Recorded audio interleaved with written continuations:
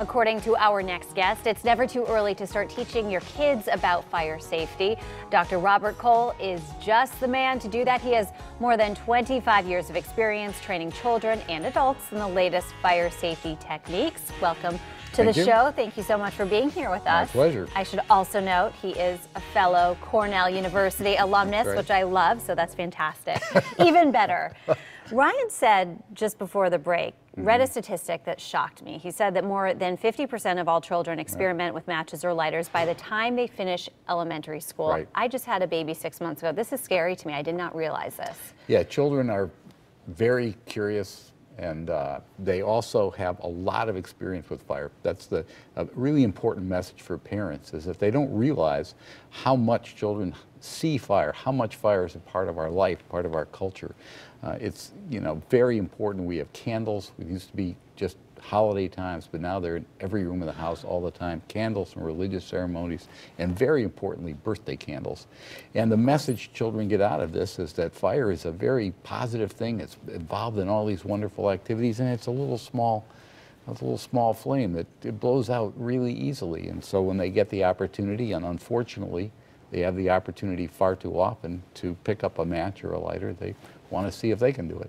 So how do you prevent that from happening? Well, the basic prevention message that we've developed, and as part of the Play Safe, Be Safe program, the program we developed with the big corporation, the lighter and shaver folks, we take a proactive approach. We tell children what we want them to do rather than what we don't want them to do. We tell them, look, matches and lighters, candles, they're wonderful things, wonderful tools. We use them all the time, but they're grown-up tools. And if you find matches or you find lighters, you see a candle left burning and we're not there, you come and tell us. And so we try to tap the children's motivation to demonstrate their competence, to be important, to have a role in the family. But we do that, we try to harness that in the service of safety. That's wise, because too often when you say no, it intrigues them, then they want to get involved in that. When can you begin talking to kids about fire safety? Early, very early on, as early as the children really can understand you. I mean, that's the basic message, and it's a pretty simple message. Children, very young age, learn to follow directions, even as they're just learning to talk. And so if you say, if you see this or you see that, come and tell me, I think they can understand that, very early, that basic prevention message. What needs a little bit more development are some of the other, kind of life safety skills that we teach, like crawl low under smoke and stop, drop, and roll. That'll come later, but the basic prevention message very early on. That's great. And when you do start talking about the stop, drop, and roll, all what to do in the event of a fire, you go into classrooms and talk to kids. You bring this kit with you. That's right. Can you show me what's in it and sure, kind of talk me through what you talk them through? This is the Play Safe, Be Safe kit. This is a kit for early childhood educators, daycare providers, kindergarten teachers. It's really aimed at young children, because young children have the poorest understanding of fire and they're most likely to take the greatest risks. What we have in the kit, the centerpiece of it, is our DVD, which brings our firefighter Dan, into the classroom to teach the 4 basic lessons. One is, if you find matches or lighters, go tell a grown-up, but then also stop, drop, and roll, crawl under smoke, and very importantly for young children, go to the firefighter, to familiarize the children with what a firefighter looks like and all their gear. That can be scary to see. Very scary. It is a common problem.